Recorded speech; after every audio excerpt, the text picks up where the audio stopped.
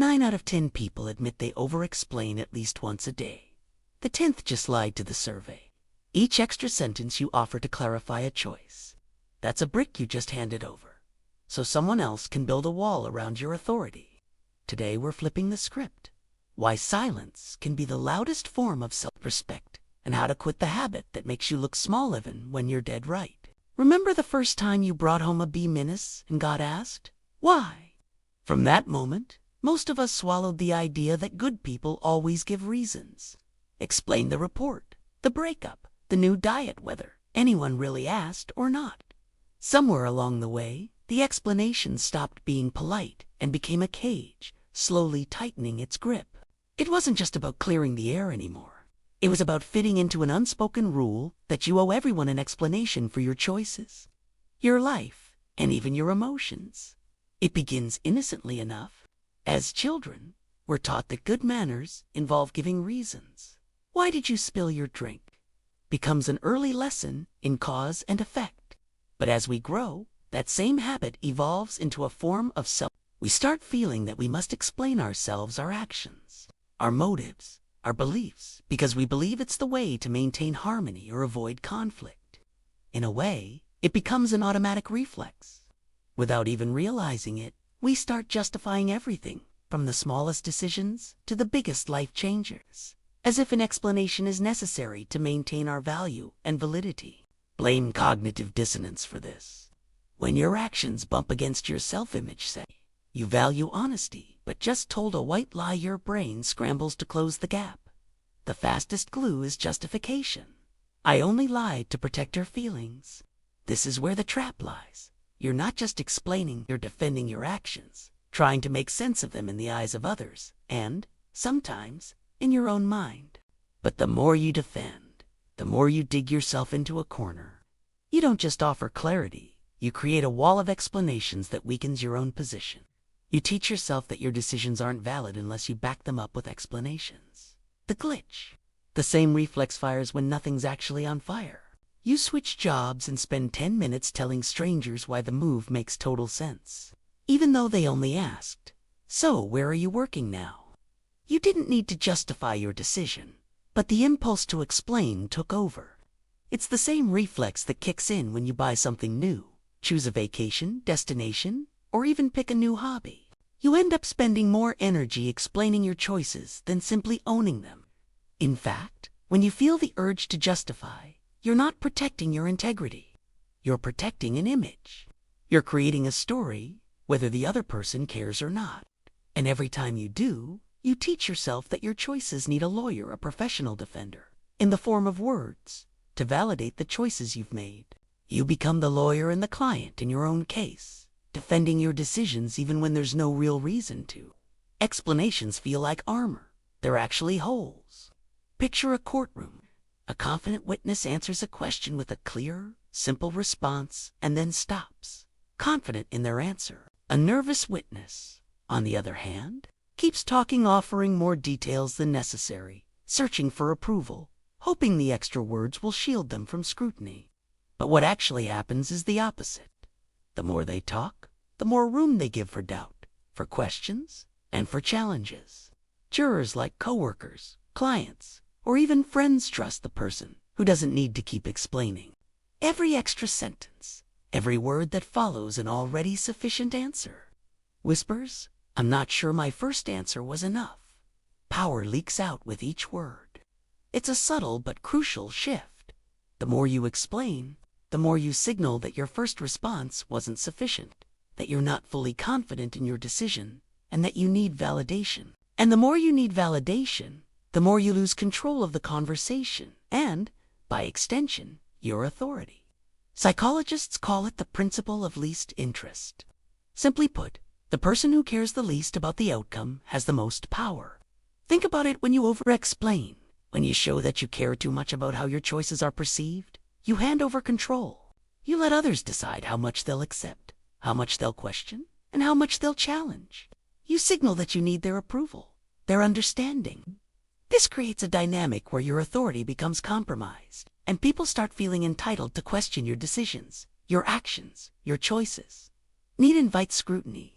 Scrutiny invites dismissal. The more reasons you stack up, the more you invite people to poke holes in your rationale.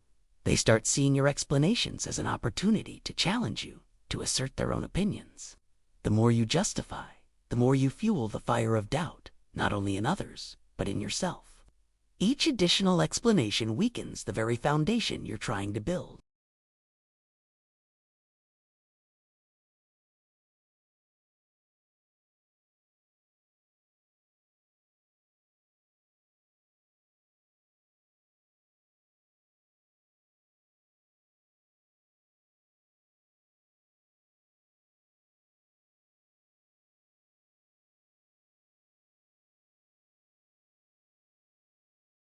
It's an exhausting, self-defeating cycle.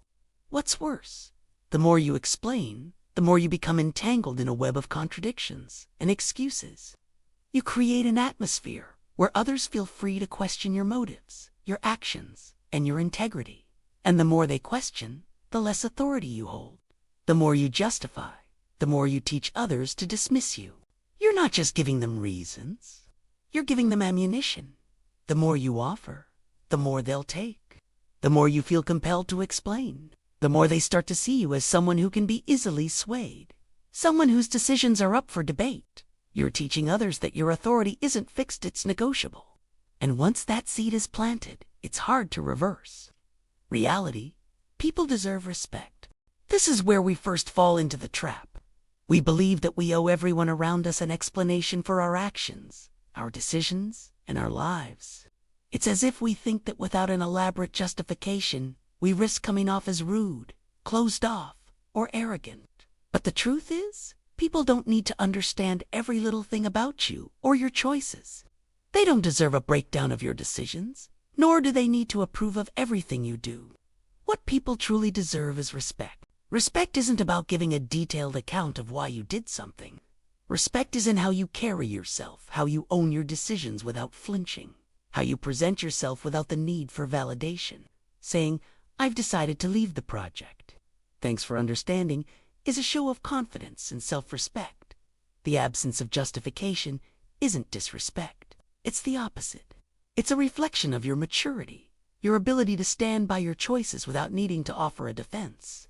The more we justify, the more we signal that we don't trust our own decisions. We give others the illusion that their approval is necessary for us to feel valid. But it's not. It's not about what others deserve. It's about what you deserve. You deserve to trust yourself and your choices. You deserve to own your decisions with pride, not with a backstory. Reality. Approval isn't a riddle you solve with perfect paragraphs.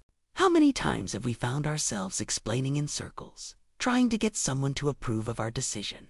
We believe that the more we explain, the more they'll understand, the more they'll agree. But the truth is, chronic critics are never satisfied. The more you explain, the more they will find something to pick apart, a new point to challenge. Approval isn't a puzzle that can be solved with carefully crafted sentences. It's often an impossible riddle. When you explain yourself in the hopes of earning approval, you end up chasing an illusion. Even if you provide perfect justification, the approval you seek will slip through your fingers. Critics will always move the goalposts. Today, it's your rationale for switching jobs. Tomorrow, it's your choice of friends. They'll never be satisfied, and their constant demand for explanations will erode your confidence. You're not explaining for understanding. You're explaining for validation, which is a game you'll never win. And in the process, you lose sight of the most important approval of all, the approval of your own choices. If you want to live confidently, you must stop seeking approval in the form of explanations. Reality. Silence is neutral. Rude is hijacking someone else's autonomy by demanding a TED Talk on your rationale. This is one of the biggest misconceptions we carry. We've been taught that silence is awkward or uncomfortable, that when someone asks us a question, we're expected to fill the space with our thoughts and explanations. We fear that if we don't answer fully, people will think we're rude or dismissive. But silence doesn't need to be filled with anything, it's neutral. It's simply the absence of words. What's truly rude is making someone feel like they need to listen to your justification. It's demanding that someone else takes time out of their day to entertain your explanations, to indulge your need to be understood. Silence is not an absence of respect. It's a demonstration of strength. When you remain silent, you show that your choices don't need anyone's approval or understanding to stand firm. You're not closed off. You're simply confident enough to let your actions speak louder than your words. By refusing to offer endless justifications, you preserve the autonomy of the conversation.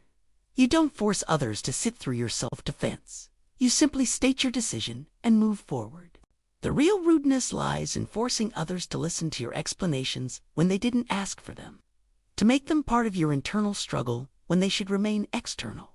In this light, silence isn't just a defense mechanism. It's an invitation for respect. You communicate that you trust your decisions enough to not over-explain them. And in doing so, you show others that their understanding is not a prerequisite for your self-worth. You don't need their approval to feel good about what you've chosen. Let's tally the theft. Time. The average person spends 43 hours a year crafting mental defenses for their decisions, justifications, rationalizations, reasons all of which are never even spoken aloud. Think about it. How much of your mental energy is consumed by explaining things to yourself, trying to convince yourself that your choices were justified? This is time spent constructing complex narratives to make yourself feel better, even though no one else is asking for them. On top of that, we spend another 27 hours delivering these justifications to others. It's exhausting. It's like putting on a performance every time someone asks you a simple question, like why did you change jobs, or what made you end the relationship? It may seem harmless, but when you add it up, it's a huge drain on your personal bandwidth. Energy. Each time you justify yourself, you're essentially putting your brain into defense mode. This triggers the release of cortisol, the stress hormone. In many ways, justifying yourself feels like defending yourself in a hostile situation. Your body reacts the same way it would to a physical threat. So, when you explain, you're not just burning mental energy, you're also putting your body under stress. You may think you're being logical, but your body is registering this as a potential social danger, creating a reaction that could negatively impact your health over time. It's an emotional and physical tax that compounds with every justification you make. Over time, you accumulate stress that could have been avoided by simply not engaging in self-defense mode. Opportunity. The real cost, though, is what you lose when you're busy justifying yourself. While you're preoccupied defending last week's decision or explaining why you're not interested in a project anymore, someone else in the room is pitching the promotion you'll want next quarter. It's a hidden opportunity cost. You may not even notice it, but when your mind is constantly consumed by the need to explain your choices, you lose sight of the present moment. Opportunities slip away because you're not focused, and your attention is fragmented by the constant need to justify your past. Time that could be spent advancing, creating, or growing is instead siphoned away into the void of endless explanations. Meanwhile, others who are more comfortable in their choices and don't feel the need to explain are taking advantage of those opportunities. You're left playing catch-up, constantly defending the past instead of embracing the future. Here's the pivot. Your silence isn't empty space. It's packed with certainty. Machiavelli understood something profound about leaders in power. He noticed that those who speak sparingly, who do not over-explain, tend to come across as deliberate, thoughtful, and in control. When leaders speak too much, when they flood the room with words, they seem uncertain, as though they are searching for the right thing to say to make everyone comfortable. In contrast, those who keep their answers short and to the point appear composed and confident. They communicate that they don't need to justify themselves. They simply are. Their words are few but impactful, and this brevity lends them authority. Modern research supports this Machiavellian insight. A study by Stanford University found that CEOs whose earnings calls featured shorter, more concise answers had higher stock returns in the following quarter. The market, the way people perceive power and success, values brevity and certainty. The more a person speaks, the more they risk undermining their own authority. It's as though by offering too many reasons, they unintentionally signaled that their first statement wasn't sufficient, that they're trying to fill the silence with explanations to avoid being questioned. The truth is, people trust leaders who don't feel the need to explain themselves. Their silence is loud with confidence, and it is in this space of quiet power that true authority is cultivated. This principle extends beyond business and leadership. It applies to our everyday lives. Think about the people who command respect, The ones who don't offer elaborate justifications for their choices, who remain calm and composed even when others press them. These individuals stand out because they exude a sense of certainty. People don't question their decisions because their confidence is unshakable. They don't need to explain every action, and in doing so, they create an atmosphere of trust and respect. This isn't arrogance. It's the quiet power that comes from knowing that you don't owe anyone an explanation for being who you are and doing what you do. How to break the reflex. Step 1, 2-sentence rule. If you're still explaining after 2 lines, odds are it's anxiety, not necessity. Pause and ask, would 2 sentences be enough if I actually respected my choice? Step 2, bookmark phrase. When pressed, try, I have my reasons, and I appreciate you asking. It nods to curiosity without opening the vault. Step 3, visualize the ledger. Picture every justification as a coin flipping out of your hand. Once it feels real, you'll notice how pricey the habit is. Step 4, micro withholdings. At the coffee shop, order a medium black coffee, not medium black, because I'm cutting sugar, which started last month after my doctor said small reps build the muscle. The unexpected upside. Quit defending, and 3 gifts arrive. Clarity. Without the fog of justification, you see your actual motives. Sometimes you spot a mistake. Own it without garnish, and you learn faster. Respect. People may not like your call, but they'll feel the steel behind it. Over time, they stop testing. Self-respect compounds. Each time you don't explain, you vote for the person you want to become. Rack up enough votes, and you win the identity. Handling pushback without backtracking. Expect turbulence at first. Some folks are hooked on the old version of Eutha, one who needed their understanding. When they meet the quieter model, they'll push. Use the broken record technique. Same calm sentence on repeat. I've decided that works for me. I've decided that works for me. I've decided that works for me. No new ammunition, no escalation. Eventually, they get bored. Bullies look for soft soil. Your consistency turns their shovel aside. Your life isn't a courtroom and you're not on trial. Your decisions aren't evidence to be entered, cross-examined, or approved. They're declarations of who you're becoming. The instant you see that, the urge to justify evaporates like fog in sunlight. Close the courtroom door behind you and leave the verdict unspoken.